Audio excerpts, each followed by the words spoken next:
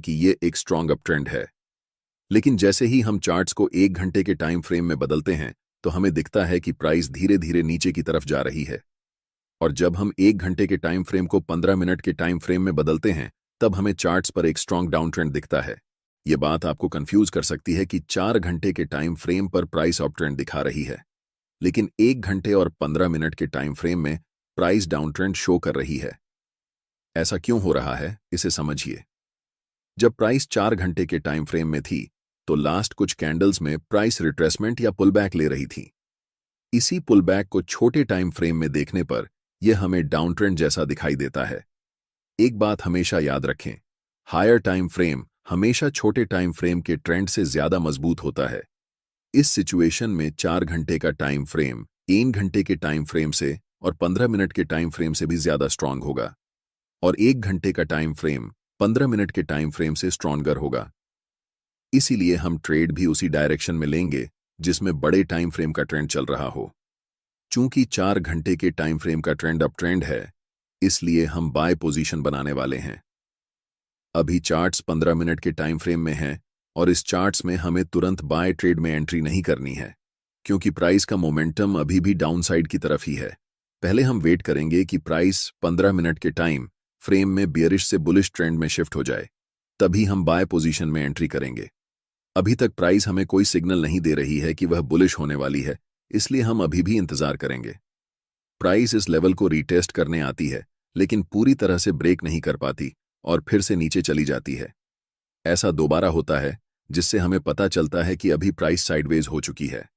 इस समय bye position में एंट्री करने के लिए यह जरूरी है कि प्राइस इस लेवल के ऊपर क्लोज होकर अप ट्रेंड का स्ट्रक्चर बनाए। अगर हम प्राइस को 1 घंटे के टाइम फ्रेम में बदलते हैं तो हम देख सकते हैं कि अभी तक हमें कोई भी बुलिश सिग्नल चार्ट्स पर नहीं मिल रहा है जिससे हम बाय डिसीजन बना सकें। अगले कुछ कैंडल्स में प्राइस लास्ट स्विंग लो तक आती है और उस पर्टिकुलर लेवल से एक स्ट्रॉन्ग रिजेक्शन लेकर ऊपर की तरफ बढ़ जाती है, जिससे एक बिग ग्रीन बुलिश कैंडल बनती है। प्राइस ने ट्रेंड लाइन को ब्रेक कर दिया है, लेकिन हमें 1 घंटे के टाइम फ्रेम पर ट्रेड एंट्री नहीं करनी है, इसलिए हम अपने चार्ट्स को 15 मिनट के टाइम फ्रेम में बदल रहे हैं। अब हम कह सकते हैं कि मोमेंटम डाउन ट्रेंड से अप ट्रेंड में शिफ्ट हो चुका है और इस समय 15 मिनट के टाइम फ्रेम में मोमेंटम अप है, 1 घंटे के टाइम फ्रेम में मोमेंटम अप है और आखिरकार 4 घंटे के टाइम फ्रेम में भी मोमेंटम अप है।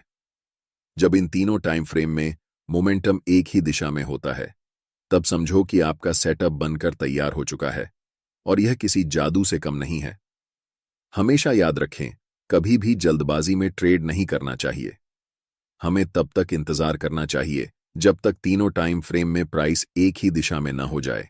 अब यहां हम बाय पोजीशन में ट्रेड में एंट्री करते हैं, ठीक इस ज्वाइंट ग्रीन कैंडल की क्लोजिंग पर, जिसमें हमारा स्टॉप लॉस ट्रेंड लाइन के थोड़े नीचे होगा।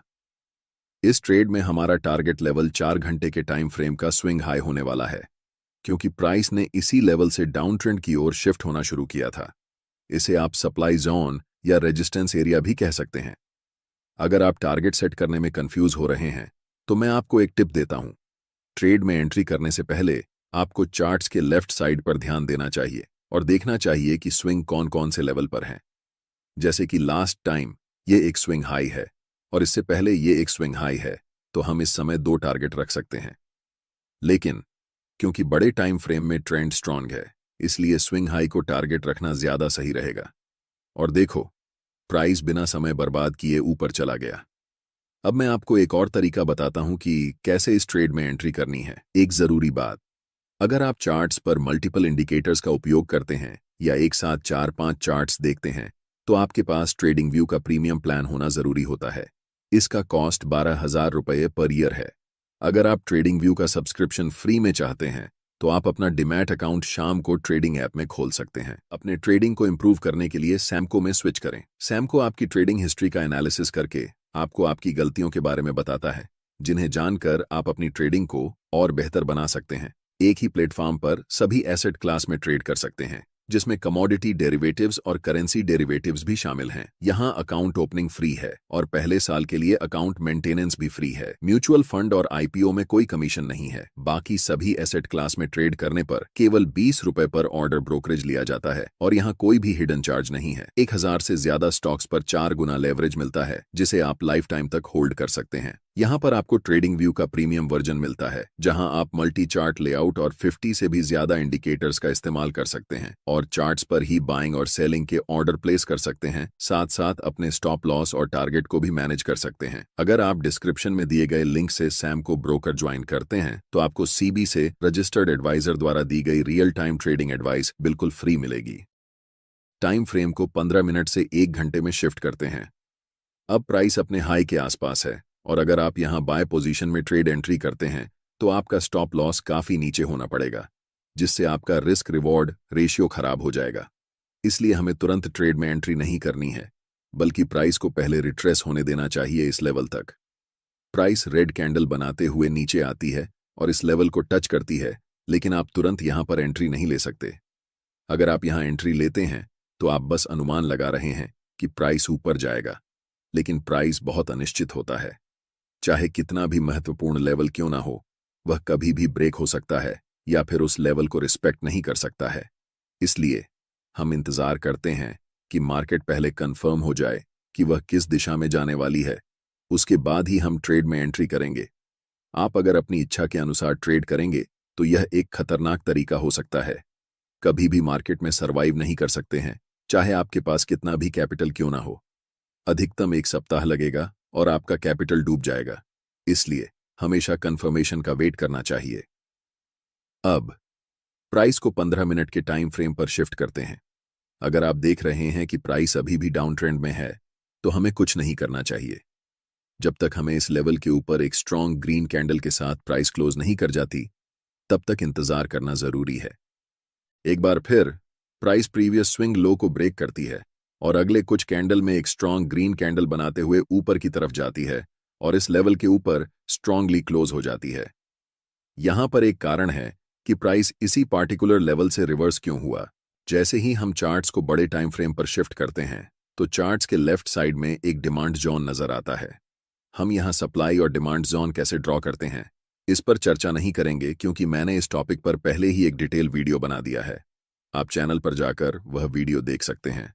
मैं चाहता हूं कि आप इस स्थिति को ध्यान से देखें और इसे उस वीडियो से लिंक कर पाएं जो मैंने पहले बनाया है।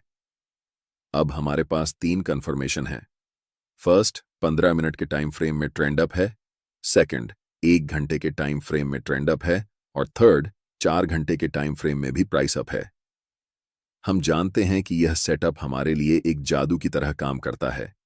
इस कैंडल की क्लोजिंग पर हम बाय ट्रेड में एंट्री करेंगे, जिसमें हमारा स्टॉप लॉस कैंडल के लो के पास होगा और take profit next swing high पर होगा। अगर हम बड़े टाइम फ्रेम पर देखें तो ये हमारा 1 के लेवल है जहां तक प्राइस जा सकती है। आप देख सकते हैं कि प्राइस वैसा ही करता है, धीरे धीरे मार्केट स्ट्रक्चर बनाते हुए ऊपर की तरफ उस लेवल को टच करती है, जिससे हमारा टारगेट हिट हो जाता है और हम प्रॉफिट बुक कर लेते हैं। यह ट्रेडिंग स्ट्रेटेजी मेरे लिए सबसे अच्छा काम करती है, क्योंकि मैं एक इंट्राडे के साथ साथ स्विंग ट्रेडर भी हूं। लेकिन जब आप इस स्ट्रेटेजी को उपयोग में लाएंगे तो अपने ट्रेडिंग स्टाइल के अनुसार टाइम फ्रेम को चेंज कर सकते हैं। अगर आपको ट्रेडिंग व्यू का सब्सक्रिप्शन फ्री में चाहिए या फिर एक ही प्लेटफॉर्म पर equity, commodity, stock, mutual fund, options आदि में ट्रेड करना चाहते हैं तो आप अपना डीमैट अकाउंट सैमको में खोल सकते हैं। सैमको ट्रेडिंग ऐप का लिंक डिस्क्रिप्शन में है।